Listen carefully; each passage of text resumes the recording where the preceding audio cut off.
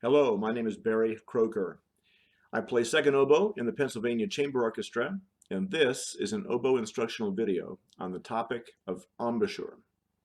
This video has been produced in association with the Pennsylvania Chamber Orchestra. For more information about the PCO, please visit their website at pachamberorchestra.org. So let's talk a little bit about embouchure. My instructional approach is to describe a principle, try to illustrate it as best I can, and then give you an exercise or a series of exercises that you can perform to improve or master that technique.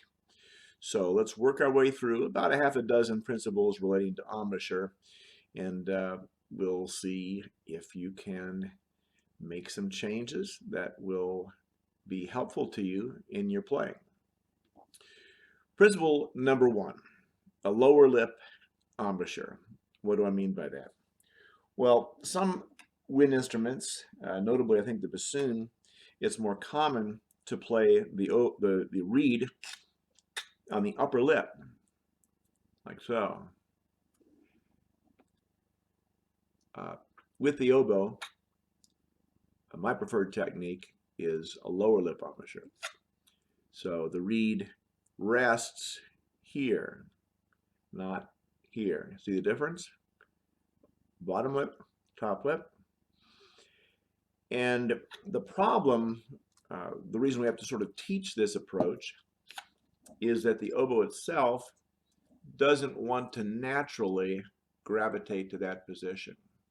In fact, if you're to just hold the oboe up and try to balance it on your thumb with the usual thumb placement, you'll notice that the top of the oboe tends to drift toward the roof of your mouth. And it would be natural when you're playing along to take a breath and see that. The oboe resting on the top lip, not the bottom lip, as I'm encouraging you to do. So how do we get the oboe reed down there where it should be, the unnatural playing position? Well, we have to generate some downward pressure with the left hand.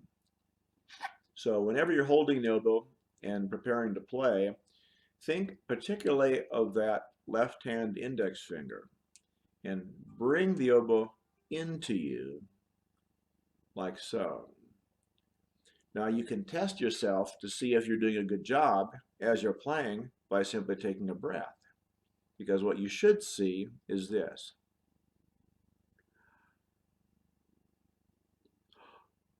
We always breathe through our mouth, and when we take that breath, the oboe reed's going to slide down with our jaw as we open to take that breath. So that's a very, very easy exercise you can do to check and see if you've got principle number one mastered, a lower lip embouchure. So you start with the oboe, place it on the bottom lip to play, and when you breathe, the reed will be in that position. Okay, so principle number two, eliminate the flabby lower lip.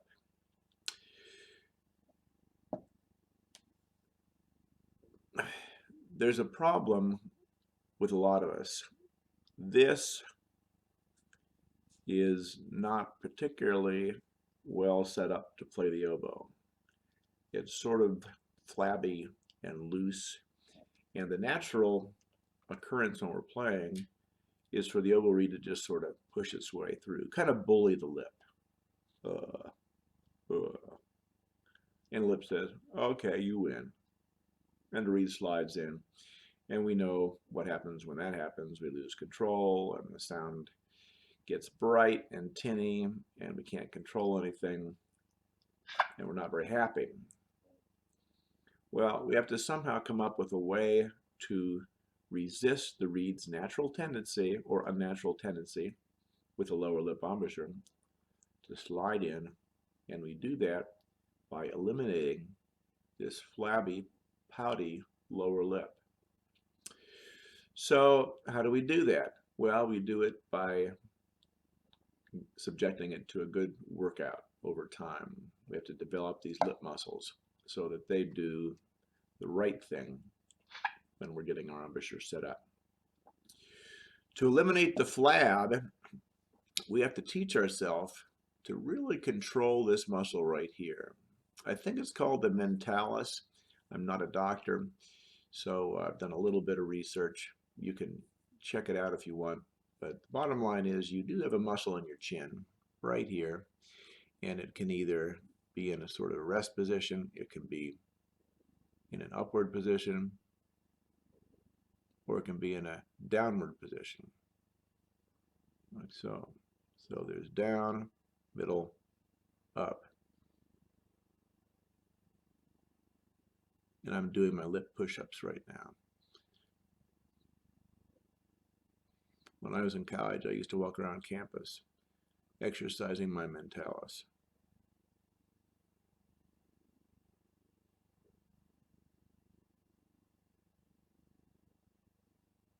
You can practice that in front of a mirror. Looks ridiculous, I know, but it's an important principle. You're going to work that out, and that's going to give you a lower lip that can play the oboe really well. So start to work on control for the mentalis, eliminating the flab from your lower lip. There are a couple different ways to think about this. Besides just the exercise with your mirror, you start to get good at it. You can think about maybe bringing the corners of your mouth in more like a pucker, which sort of brings me to a third principle.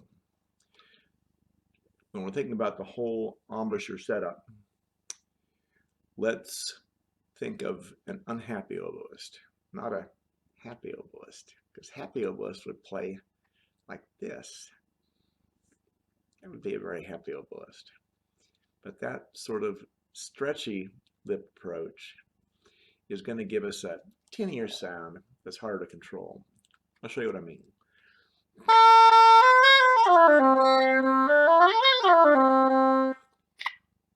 We're happy, but maybe we're a little unhappy with the sound. We can free up the reed to do more and to make a little bit more pleasant sound when we pucker up and maybe work toward the frown and not the smile. So we turn this into that. And let's see what happens to the sound.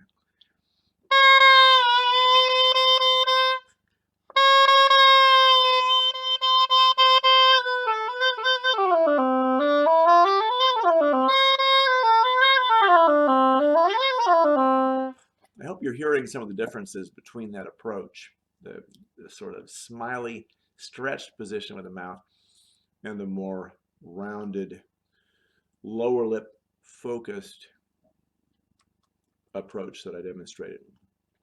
And you can kind of have fun with that with a mirror.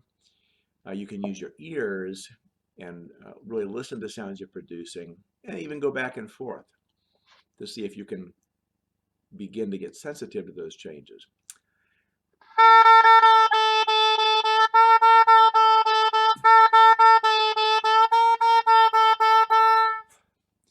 This is a slow process, and to develop these embouchure muscles will take some time, so you need to be patient with yourself. Feel free to work gradually, and you should really feel fatigued after playing the oboe for a while. I remember just playing a couple lines of music and being very, very tired with the embouchure, having to stop and sort of recover. As you continue to work on this technique, you'll be able to play longer and longer passages with a more consistent embouchure, and you'll be amazed at how your sound begins to warm up, and you will assume much more control over your product. You won't feel quite so helpless. So that's an important thing. A frown, not a smile. A pucker, not a bite. Another helpful illustration is just the whistle.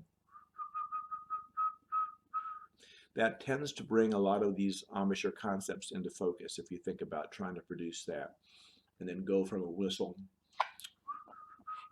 to an oboe sound.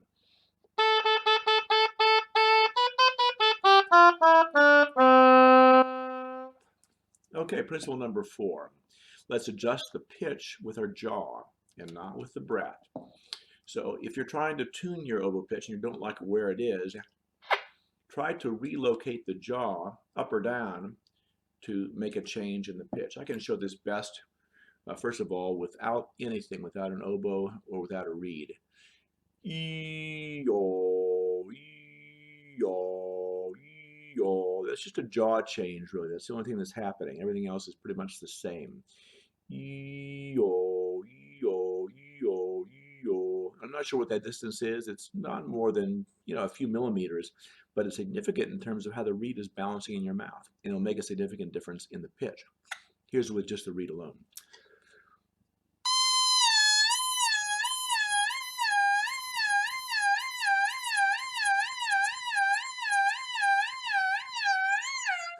So you can practice that with the reed when you're tired of playing the oboe and just work on that pitch change. If you begin to get that consistently, you have a lot better approach to embouchure. You can do the same thing with the oboe. Let's take a high note because the jaw changes are more noticeable when you're playing in the high register.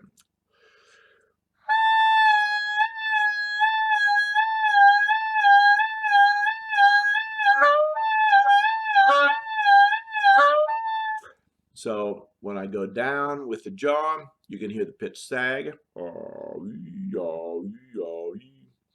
And when I go up a little higher with the jaw, then the pitch will rise.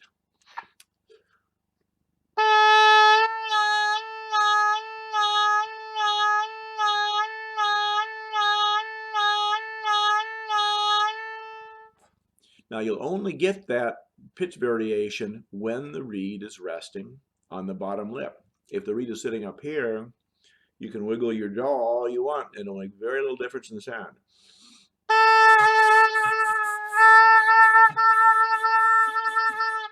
All you really do is start to leak air around the bottom and you won't really get much pitch change. So that's how you know you're doing it correctly. This is really an exercise you can only do correctly. So it's a really good exercise. If you're getting that pitch change, you know a lot of things are working well for you.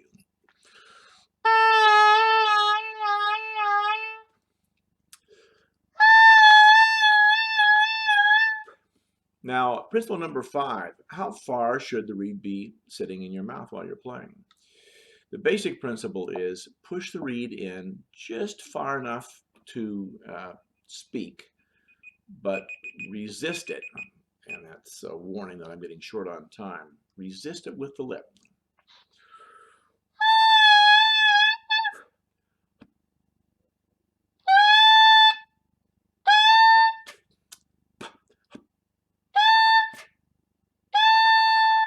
So all I'm really doing is getting my breath going behind my lips.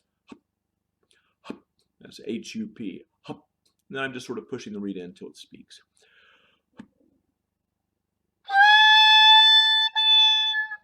And after a while, you'll feel the reed sneak in more. That's not the ideal location. Just take it back out and start again.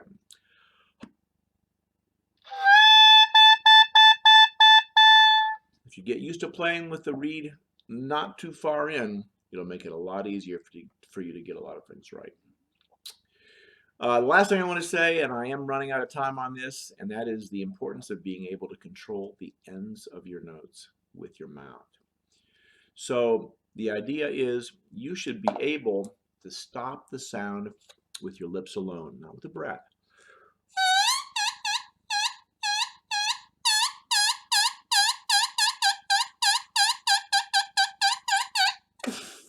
Now, I'm just blowing out steadily through that whole exercise there. But my jaw is coming up, and that would gradually close the reed until you don't get any sound at all. Having the power to do that as an oboist will make you a very expressive player.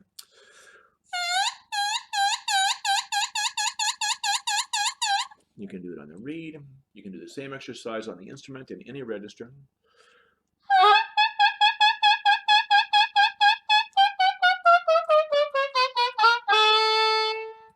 It doesn't sound particularly pleasant when we're doing just sort of raw sounds like that. But with a little subtlety and practice, you'll find that it adds a world of expression to your playing, being able to have that kind of control with the mouth. I hope that's helped. We'll talk to you again in another video.